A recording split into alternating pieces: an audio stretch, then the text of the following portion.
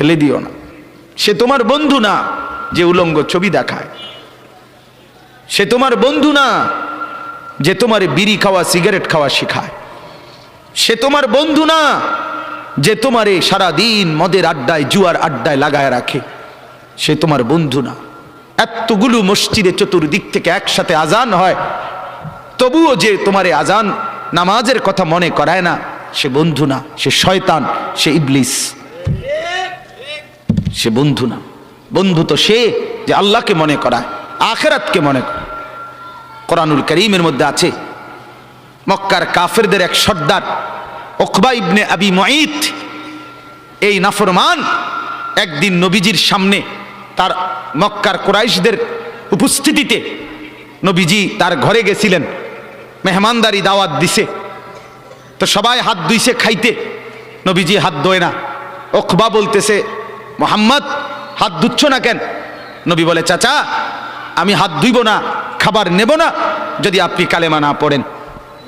উকবা বলে, হায় মুহাম্মদ, তুমি তো আমার আটকায় দিলা, এখন যদি মেহমান ফিরায় দেই তোমাকে, তাহলে গোটা মক্কায় ছিচি পড়বে, সর্দারের ঘর থেকে মেহমান না খেয়ে চলে গেছে, এটা তো আমি সইতে পারি না, যাও কালেমা পড়ে নিলাম। কালেমা পড়ছে, পরে নবীজি খানা খাইছে, নবীজি চলে গেছে। সব কাফের সর্দার এগুলো, উমাইয়া ইবনে খালফ, আস ইবনে ওয়াইল, আবু জাহেল, আবু লাহাব, এই নাফরমানরা এবার উকবা ইবনে আবি মুঈতকে একবারে টাইটসে ধরছে জাতা দিয়া, এই দোস্ত বন্ধু কামটা করলা কি? কি একসাথে বন্ধুত্ব, একসাথে চলি ফিরি, আজকে এত বছর একসাথে বন খাই, একসাথে বিড়ি খাই, একসাথে গপ মারি, একসাথে মানুষের বেডিতে দিকে ফিসি ফিসে হাঁটি, আজ এতদিনের সম্পর্ক আমরা সব সিটারি একলগে করি, সব বাটফারি একলগে করি, তুমি কামটা কি করলা? এতগুলো বন্ধুর ইজ্জতের দিকে না তাকাইয়া মুহাম্মদের কালেমা পড়ে ফেললা। দোস্ত মনে তো চাইছিল না, কিন্তু বিপদে তো পড়ছি, তোমরাই দেখছো, কালেমা না পড়লে সে তো চলে যাবে, তাইলে তো আমার বদনাম হবে, মেহমান ফিরে গেছে, সেটা তো আমি চাচ্ছিলাম না। অন কি করতাম কও? কত যদি বন্ধুত্ব টিকাইতে হয় আমাদের সাথে, তাইলে এখন গিয়া মুহাম্মদের সামনে নিয়ে গিয়া থুতু মারবা আর মুহাম্মদের কালেমা মুহাম্মদকে ফিরাই দিবা। এই জানোয়ার, এই বেঈমান গেছে ঠিকই, গিয়া রাসূলুল্লাহ সাল্লাল্লাহু আলাইহি ওয়াসাল্লামের সামনে থুতু মেরে এরপরে বলছে, মুহাম্মদ তোমার কালেমা তোমাকে ফেরত দিলাম। কোরআনে আল্লাহ সূরা ফুরকানের মধ্যে বলছে, ইয়াউমা ইয়াআদ্দু যালিমু আলা ইয়াদাইহি, নাফরমান ও চিরেই তুই কিয়ামতের দিন এই বন্ধুর পাল্লায় পড়ে আমার নাফরমানি করে কারার কারণে এই আঙ্গুল দিয়া, এই দাঁত দিয়া আঙ্গুলে কামড়াইবি, কামড়াইতে কামড়াইতে ছিঁড়ে ফেলবি নাফরমান। আফসোস করে বলবি, ইয়া ওয়াইলাতা লাইতানি লাম আত্তাখিজ ফুলানান খলিলা, হায় মন্দ কপাল, যদি সেই নাফরমানকে বন্ধু না বানাইতাম। আজকের নওজওয়ানের বরবাদির মূল কারণ অসৎ বন্ধু, অসৎ সঙ্গী, অসৎ প্রেম, অসৎ লোভ। সঙ্গী নষ্ট করে দিচ্ছে হাজার হাজার যুবককে, হাজার হাজার মেয়েকে, হাজার হাজার বোনকে অসৎ সঙ্গী চিরতরে অন্ধকারের ভিতরে ঢুকায় দিছে। আল্লাহ তাআলা বলেন, আদাল্লাহুল্লাহ, আমি এক নম্বরে মনের চাহিদা গুনার মধ্যে ডুবে থাকলে পথ ভ্রষ্ট করে দেই। দুই, ওয়া খাতামা আলা সামঈহি ওয়া কলবি, অন্তর এবং দিল, এই অন্তর এবং কান, এই দুইটার মধ্যে মোহর মেরে দেয়, মোহর একবার সিল মেরে দেয়, এই দ্বিতীয় শাস্তি। তৃতীয়, ওয়া জাআলা আলা বাসারিহি গিশাওয়া, চোখের উপরে পর্দা ফেলে দেয়। তাহলে এক, পথ ভুলায় দেই। দুই, কান এবং অন্তর মোহর মেরে দেই। তিন, চোখের সামনে পর্দা ফেলে দেয়। এবার বলেন তো বাপ, চোখেও আর দেখে না হক, কানেও আর হকের কথা শুনে না, দিলেও আর হকের কিছু বোঝে না, আর পথও খুঁজে পায় না, এই লোকটার পরিণতি কি? ফামান ইয়াহদিহি মিন বাদিল্লাহ। এবার রব্বুল আলামিন বন্ধুকে বলে, বন্ধু আমি নিজেই যাকে পথ ভুলায় দিলাম, দীর্ঘদিনের গুনাহ নাফরমানি, মনের চাহিদার খেয়াল খুশি মতো চলার কারণে আমি যা কান আর অন্তর মোহর মেরে দিলাম, আমি যার চোখে পর্দা ফেলে দিলাম, বন্ধু এবার বলেন তো আমি আল্লাহকে বাদ দিয়ে তাকে হেদায়েত কে দিবে? আব্দুল কাদের জিলানী, জুনায়েদ বাগদাদি। জুনায়েদ বাগদাদির বাপের ক্ষমতা আছে? কথা বলেন না কেন? হেদায়েত দেয় কে? বলেন না কে? তো যিনি দিবে নাফরমান, তোকে তো তিনি ধাক্কা দিয়া ফেলে দিছে, তাকে তো তিনি মোহর মেরে দিছে, তাকে তো চোখে পর্দা ফেলে দিছে, এবার হেদায়েত দিবে কে? এই স্টেজে যদি 100 আব্দুল কাদের জিলানিও আসে কান্দে চিৎকারে, আল্লাহর কসম তোমারে তো আর কেউ বদলাইতে পারবে না।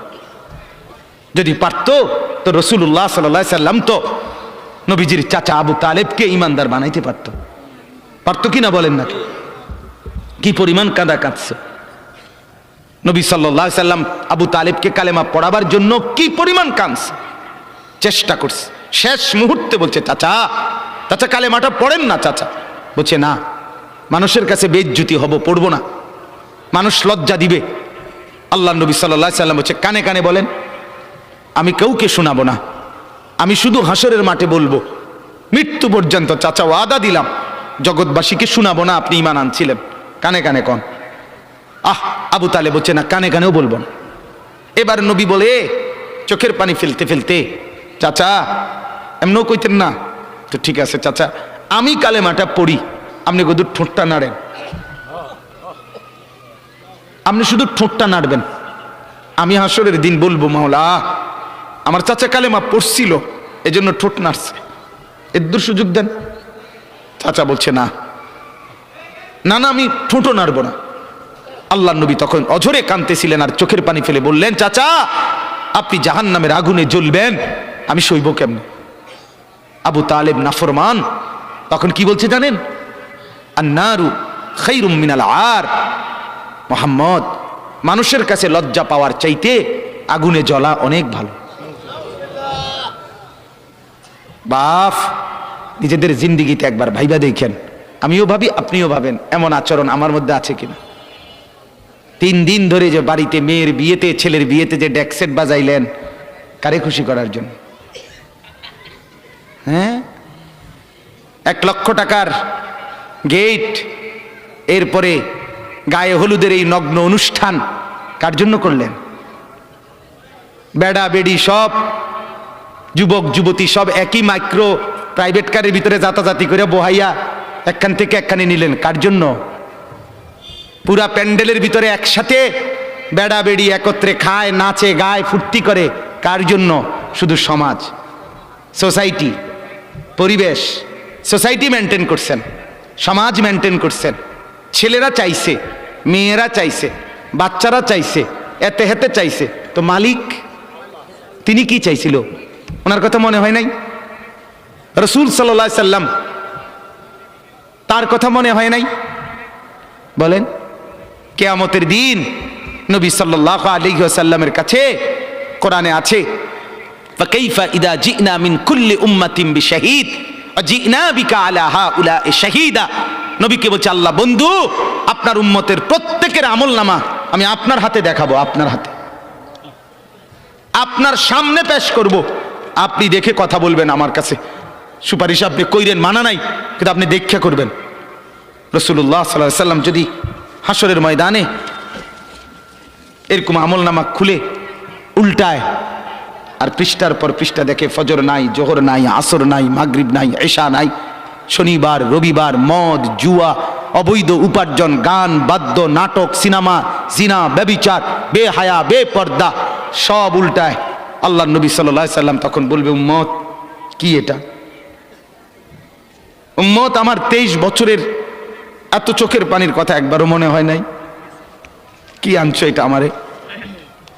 উম্মত, তুমি জানো না আমি যে তায়েফের পাথরের আঘাতে পুরা পিঠ চালনির মতো ঝাঁঝরা বানায় ফেলছে আমার?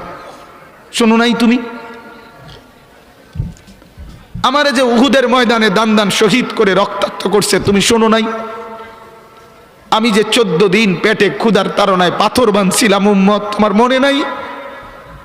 একবারও শোনো নাই আমার ক্ষুধার কষ্ট, আমার পিঠের ব্যথা, আমার দাঁতের ব্যথা, আমার কাঁধে 2টা কড়া ঢুকে গেছে? উম্মত, আমার ঘরে 3 মাস আল্লাহর নবীর স্ত্রী আয়েশা বলছে, আল্লাহর কসম উম্মত, নবীর স্ত্রী বলছে 3 মাস 3টা চাঁদ উঠছে ডুবছে, রাআইনা হিলালান সুম্মা হিলালান সুম্মা হিলালান, 3 চাঁদ 3 মাসে নবীর 9 জন বিবির কারো ঘরে আম্মা জান আয়েশা বলে 1 ফোঁটা চুলায় আগুন জ্বলে নাই।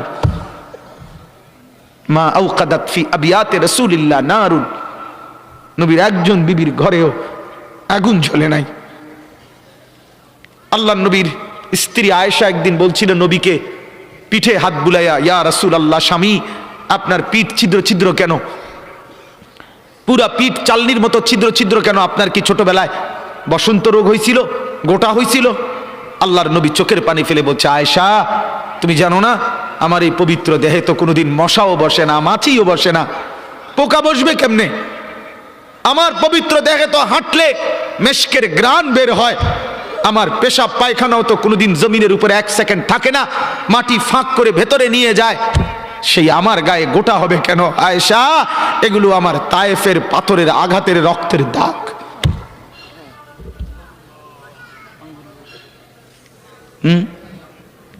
বলো না বাপ, কিছুই মনে হইল না?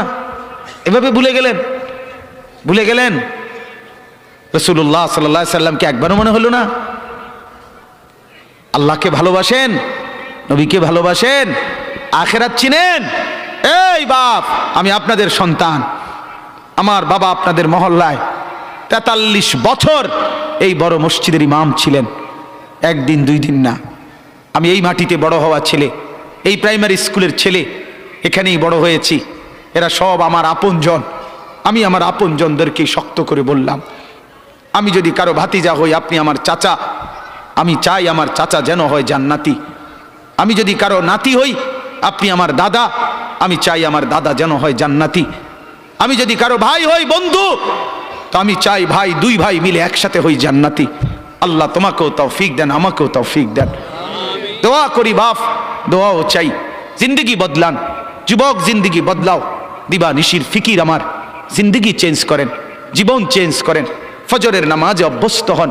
আল্লাহর কসম বন্ধু, ফজরের নামাজ যে পড়বে না সে ইমাম মাহাদিকে খুঁজে পাবে না, সে দাজ্জালের অন্তর্ভুক্ত হবে।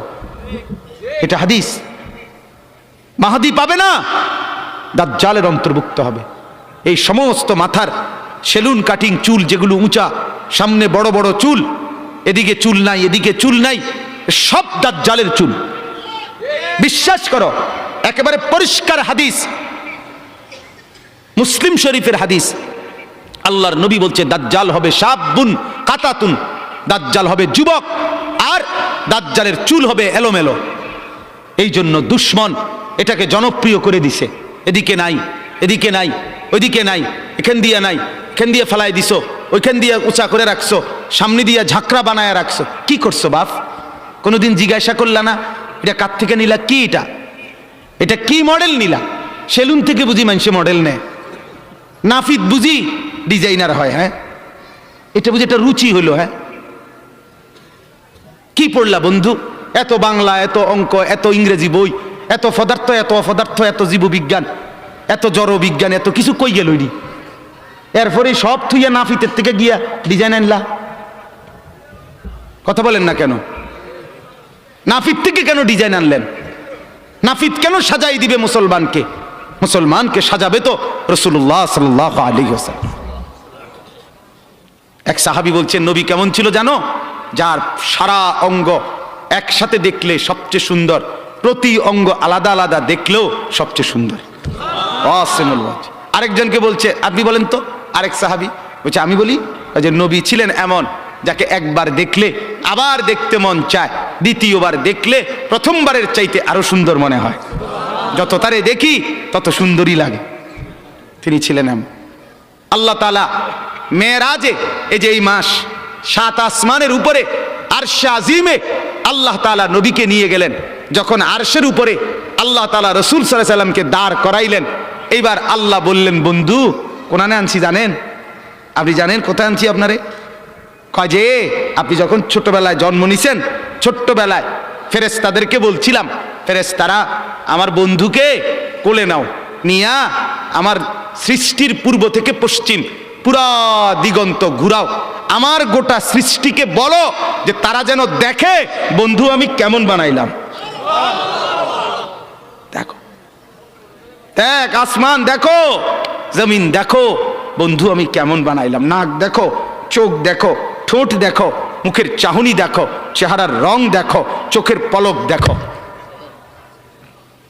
এরপরে আল্লাহ সাত আসমানে আরশে আজিমে নিয়ে এইবার আল্লাহ বললেন, বন্ধু সেদিন ছোট্টবেলায় কোলে আপনারে সবাই দেখছে, এবার সব কিছুর উপরে আইনা, উপরে শুধু আমি আল্লাহ, তার নিচেই আপনি।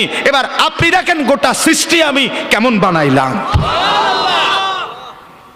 ওই সময় ওরা দেখছে, এখন আপনি দেখেন, আপনি দেখেন।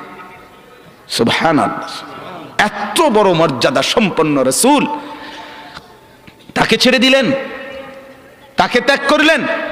আল্লাহ আমাকেও বুঝ দান করেন, আমাদের প্রত্যেককে বুঝ দান করেন। শেষ কথা এটাই, আফালা তাদাক্কারুন। আল্লাহ বলে, বান্দা আমি কিন্তু গুনাহ লম্বা হইলে, নাফরমানি লম্বা হইলে, আমার অবাধ্যতা লম্বা হইলে, মনের চাহিদা মতো খামখেয়ালি করিলে আমি কিন্তু গোমরা করে দেই, আমি মোহর মেরে দেই, চোখে পর্দা ফেলে দেই, আর হেদায়েত দিবার কেউ থাকে না। আফালা তাদাক্কারুন, আমার বান্দা উপদেশ কি নিবা না? উপদেশ গ্রহণ করবা না? তবুও তো বলেন আল্লাহকে, আল্লাহ আমরা উপদেশ নিলাম, আমরা আপনার নাফরমানি করব না, আপনার রসুলের অবাধ্যতা করব না। যুবক ভাইয়া, নামাজ পড়েন, নামাজ পড়েন, 5 ওয়াক্ত নামাজ পড়েন, অশ্লীলতা উলঙ্গপনা থেকে, বেহায়াপনা থেকে ছুটেন, নারীর ফাঁদে পড়বেন না, নারীর পিছনে পড়বেন না, অনর্থক কোনো মেয়ের প্রেমে পড়বেন না। আল্লাহ তাআলাই হালাল ভাবে একজন উত্তম স্ত্রী আল্লাহ মিলায় দেবে ইনশাআল্লাহ। এটা কোরআন, এটা আল্লাহর ওয়াদা। বান্দা আমি তোকে বানিয়েছি, তোর জন্য যদি আমি এত উপকরণ তৈরি করি, তো একজন স্ত্রী তো তোর জন্য আমি বানাইছি। অতএব দয়া করে আমার বন্ধু, আমার জওয়ান অনেক ছেলে বসছেন, সবার কাছে অনুরোধ, আমরা 5 ওয়াক্ত নামাজ পড়ার নিয়ত করি, বলেন ইনশাআল্লাহ। সর্বশেষ কথা হলো, ওয়াকালু মা হিয়া ইল্লা হায়াতুনা দুনিয়া নামুতু ওয়া নাহইয়া ওয়া মা ইউহলিকুনা ইল্লা দাহর। আল্লাহ বলে, যখন আমি কাউরে গোমরা করে দেই, মোহর মেরে দেই, চোখে পর্দা ফেলে দেই, আল্লাহ বলে, হে তখন কে রুমে জানুনি? আল্লাহ হে ওই রুম, সে তখন বলে জীবন কেবলই এই দুনিয়াটা, কারণ তার তো আর কি নাই, হে সাইড মনো নাই, কথা বুঝেন নাই? সে তখন বলে জীবন কেবল এই দুনিয়ায়, নামুতু ওয়া নাহিয়া, কেউ মরবো কেউ বাঁচবো, ওমা ইউহলিকুনা ইলা দাহর, সময়ের আবর্তন, কালের আবর্তন, কেউ মরছে কেউ জীবিত হচ্ছে। এখানে আলাদা কোনো স্রষ্টা, আলাদা কোনো তৈরিকারী, এটা কিছু নাই। কালের আবর্তনে, সময়ের আবর্তনে কেউ মরবে কেউ বাঁচবে। সময়ের আবর্তনে প্রথমে বান্দর থাকবে, ধীরে ধীরে মানুষ হয়ে যাবে। বাহ বাহ বাহ বাহ। যখন আল্লাহ ভুলে যায়, আখেরাত ভুলে যায়, তখন আমি যে একটু আগে বলছি যে পরকাল ভুলে গেলে, আল্লাহ ভুলে গেলে নিজেকেই ভুলে যায়, তখন গিয়া বান্দরের জিগায়, বান্দরের কাছে গিয়া জিগায়, এই যে ভাই বান্দর, চাই দেখেন তো একটু আমারে চিনেননি? বান্দরে কয়, হ চিনছি তো, আপনি তো আমার লগে আসিলেন, আমরার লগে, আপনি হেনে গেলেন কা? কয় এটাই তো আমি জিগাইতে আইছি, আমি তো আসিলাম আপনার লগে, আমি হেনে গেলাম কা? নাউজুবিল্লাহ, নাউজুবিল্লাহ। অতএব কোরআন থেকে বঞ্চিত হলে আখেরাত মিলে না, পরকাল মিলে না, আল্লাহকে আর খুঁজে পাওয়া যায় না, নিজের অস্তিত্ব ভুলে যায়। আল্লাহ বলেন, ওয়ামা লাহুম বিযালিকা মিন ইলম ইনহুম ইল্লা ইয়াযুন্নুন। আল্লাহ বলে মূলত এদের কোনো জ্ঞানই নাই, যারা দুনিয়াকে নিয়ে ব্যস্ত থাকে এরা মূর্খ, মূর্খ, নাদান, অজ্ঞ। ইনহুম ইল্লা ইয়াযুন্নুন, তারা নিজের খেয়াল খুশি মতো চলে, অনুসরণ করে, বলে। আল্লাহ বলেন মূলত জীবন বলা হয় দুনিয়া না আখেরাত। জীবন মূলত কি বলেন না? অতএব বাপ, আপনাদের কাছে অনুরোধ, রাত গভীরে এতটুকুই কথা, মূল বক্তব্য 2টা। একটা ছিল, প্রথম বলছিলাম আল্লাহর কোরআন পড়বেন, বলেন ইনশাআল্লাহ।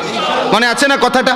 কোরআন পড়েন, তর্জমা পড়েন, অর্থ পড়েন, শুধু বাংলা অনুবাদটাই পড়েন, দেখবেন কলিজার মধ্যে নূর আসবে ইনশাআল্লাহ, আলো জ্বলবে, আলো, সব ভালো লাগবে, নতুন করে ভাবতে শিখবেন, আল্লাহ তাআলা তৌফিক দিবে।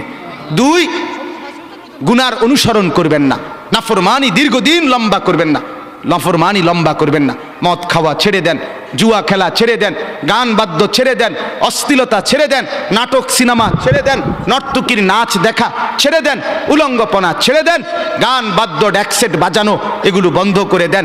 যার ঘরে রঙিন টেলিভিশনে নর্তকী নাচে সেই নর্তকীর নাচ বন্ধ করে দেন।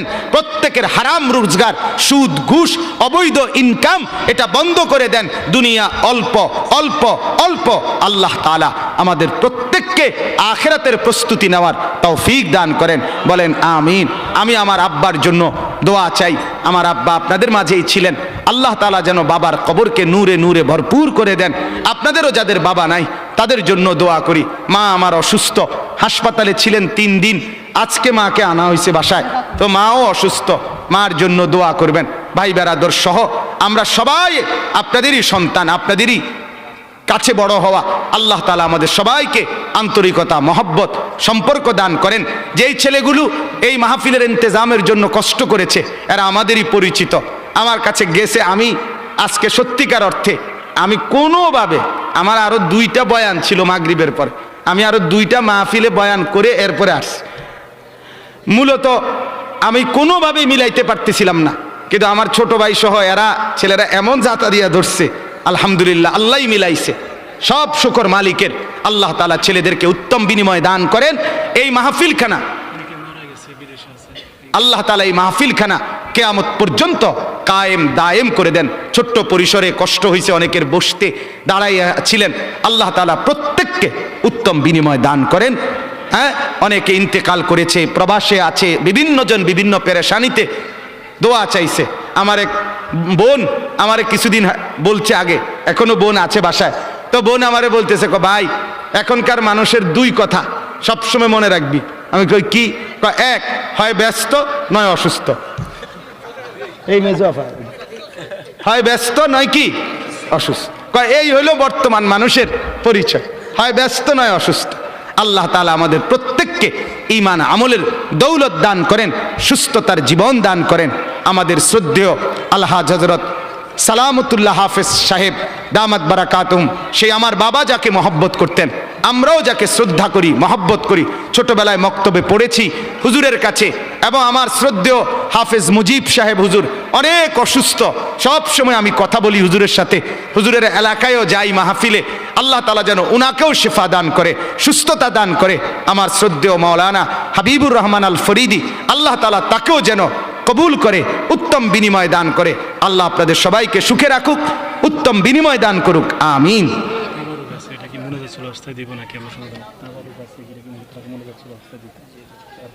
পরিমাণ কম,